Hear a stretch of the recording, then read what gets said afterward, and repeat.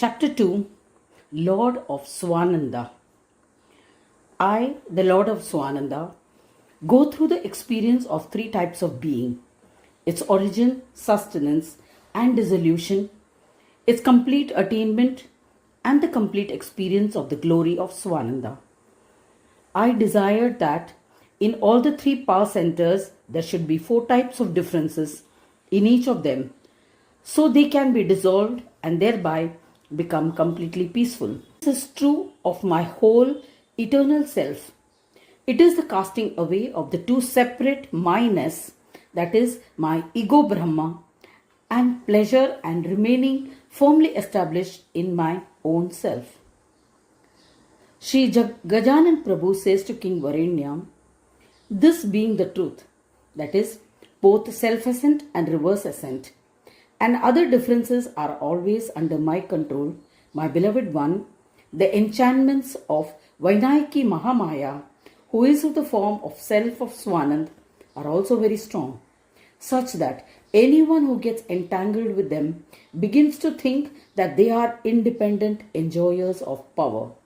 Then, Siddhi and Buddhi, who are endowed with action and knowledge, sporting different powers and being in the state of Swaswanand, give up their own independent existence and remain at peace, completely surrendered to me. That is the reason why everyone calls me the husband of Siddhi and Buddhi.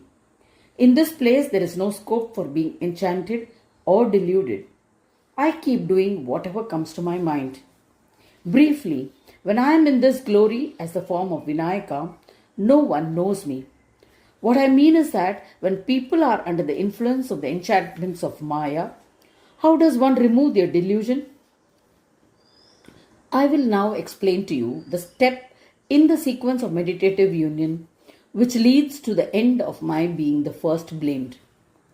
The experience of being through self-assent, which is in the form of dissolution of causal matter in the supraconscious meditative union, the root cause is the possibility of the Supreme Being himself imagining or bringing the thought that I have unnecessarily given rise to the thought of Aham Brahmasmi.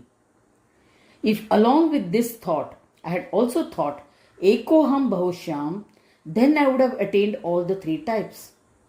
But realizing that this kind of thought is not proper now, he starts trying the path of destruction. How are we to know whether the three types of experiences of being and ending it will take place in the glory of Satswananda? This is being explained now. This harmonious connection should be there. But the desire of the Lord of Svananda does not take effect until the time is appropriate. Having become evil-minded, he begins to think, why am I the Brahma? It was because I had given support to imagination that this whole world and the play of the universe got manifested. Of course, they come under my control. But then, why doesn't it now vanish? It has made me truly deluded. Therefore, to whom should they surrender? In this manner, he started observing the natural disposition of my own form. Along with that, Swaswanand, being the origin of imagination with form and without form, starts getting stabilized in it. Even there he should see the presence of external dependence. Even though the completion of self-assent and the reverse assent is demonstrated through the experience of the form of self, still the seed of their possibility exists. Once having attained that state, he decided that he should not allow suspicion or differing opinions to enter him, but they still cropped up. A feeling of dependence on external factors arose in him. At that time, the feeling of Aham Brahmasmi can prove dangerous. Realizing this, he gave up that also. It was then that he experienced absolute joy of a self and attained Swananda Brahma. Thus, after accomplishing meditative union, the seeker becomes like one who has experienced self and reverse assent and becomes completely absorbed in the experience of being in the absolute glory of Swananda. Then he becomes devoid of all delusion and feels liberated from the enchantments of Maya. After that, even though the feelings of positive and negative imagination may get illuminated before him, he still remains detached and unaffected from all attractions. How does one accomplish the end of the experience of incorporeal being? There is no need for further explanation of the same, because it is on the same lines as that mentioned above. Besides, what is to be experienced cannot be explained in words, and it does not turn out to be helpful either. As per the sequence mentioned earlier, when one has followed it, and with the strength of discrimination, if one has completed the dualities of experience of being and has accomplished them fully, then the third state does not exist at all. He becomes relieved of all influences of Maya. This was mentioned in the original verse as Ajnayanam na jananti, meaning ignorance is not known. This has been mentioned keeping in mind the fourth center of power after the second and third types of experiences have been accomplished. This is the nature of ignorance, but the difficulty faced by them and the knowledge gained about their external dependence is due to the binding cord of Maya. Such a possibility does not exist in the glory of Purna Svananda. This is the main mystery. Thus, the method of sacrifice of dual ascent or descents has been indicated. The meditative union of states at Svananda. Actually, a similar explanation has already taken place in the earlier verses, but that was with reference to the experience of duality in the four centers of power. Here, the description is based on the absolute bearer of power, namely Asat Svananda. From this, one understands that one has accomplished the being of Shiva, Vishnu, Surya, and Shakti, that is, they have actualized the psychic power of Swaswananda meditative union.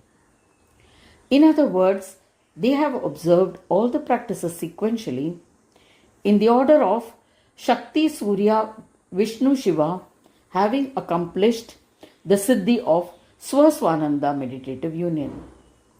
That intellect, without any differentiating tendencies, is referred to as Mayi, which gets merged into Ganesha and thereby accomplishes the meditative union of enlightened Swaswananda. Thus, there are 5 types of Swananda, namely Asat Swananda, Sat Swananda, Samaswananda, Neti Swananda, and Sanyoga Swananda. Among these 5 types, the first one leads the way, namely Asat Swananda, meaning the essence of Shakti Brahma, the self-knowing particle of power, which has been blamed as the origin of a multitude of things and is therefore understood in a different way. Due to it being different in the sense that it is the root cause of different types and is connected to the Atman, so when it is given up through the strength of yoga, it gets completely absorbed into Purna Swananda. In the same way, the completion of Sat Swananda of Saurya Brahma, the Samarasa Swananda or Swananda pertaining to Nava Brahma power center gets absorbed into Purna Swananda when the essence of Asat is relinquished as it does not have anything to support. Then the entity of Vishnu does not exist anymore. In the end, after the 3 power centers have been dissolved, the unmanifest Brahma who has been blamed for it is Shiva Brahma, whose Sahaja Swananda or Neti Swananda gets absorbed into Purna Swananda. Thereafter, the union of the 4 powers also melts away. Then the rite of Mauna Bhava meditative union of complete silence, takes over the entire blame and manifests as absolute peace. This process of self-discovery is accomplished in a state of meditative union. It has to be done under the guidance and blessings of a guru.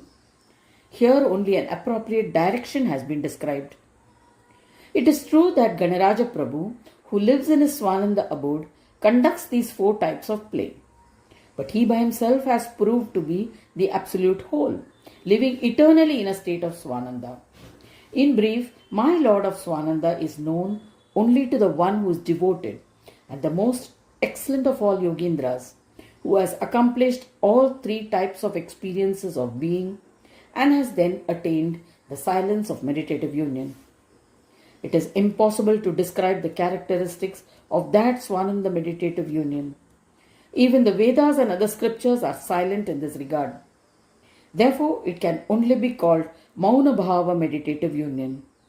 There is extreme restraint of all tendencies. Such a supraconscious meditative union is the place where the entire nature, with the characteristic of Tattvamasi and others with attributes and without attributes, have their origin. But it does not originate from anywhere. Therefore, it is the absolute experience of being, the union of all forces. But its union with something else does not happen. That is why it has been described as complete union for the understanding of the seeker. Types of Brahmas. So far, the description has covered mainly three aspects: the nature of causal matter, the nature of incorporeal, and the nature of the complete experience of being. Thus, I have told you about the three types of Brahma, namely Jagrat Brahma, the universal Brahma, Keval Brahma, the unmanifest Brahma, and Purna Brahma or Swananda Brahma. Sri Gajanan Prabhu continues his narration to King Varenya. He says, from these three types of Brahmas, several more Brahmas gets manifested, though the cause for the play of the world and other Brahmas are the three Brahmas who can be experienced as being in form. Still, the original cause for those experiences of being is me. This significance is not understood by many due to ignorance. The experience of the form of being and the dissolution of causal matter in supraconscious is the universal Brahma. Therefore, one can say the experience of being incorporeal is the unmanifest Brahma. And the third Swananda Brahma is the experience of being Purna or whole. The universal Brahma is the root cause of the world. Its root cause is the unmanifest Brahma, whose root cause is Swananda Brahma. But the root cause of Swananda Brahma is no one. Here a doubt arose. Shiva Brahma and others thought, how can a thought arise in a Brahma who is without any attributes? The answer is that it is impossible to even say that a thought can arise. But if we say, Siddhasya Gatis Chintaniya, meaning thoughts have the power to manifest themselves, then by that rule the possibility of the play of Brahma, its existence and its contraction can be known to exist. In that sense, it is possible to imagine that it is happening. In the same vein, its description makes it possible for the seeker to bring it to his awareness.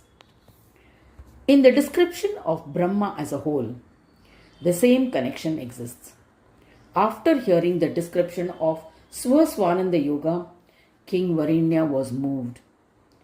He fell at the feet of Sri Gajanan Prabhu and prayed to him, O merciful Gajanan Prabhu, how does one know about the actual role of causal matter in the play of her creation, which as per the elucidation given earlier, was due to the play of the centers of power, namely Shakti, Surya, Vishnu, Shiva and Ganesh?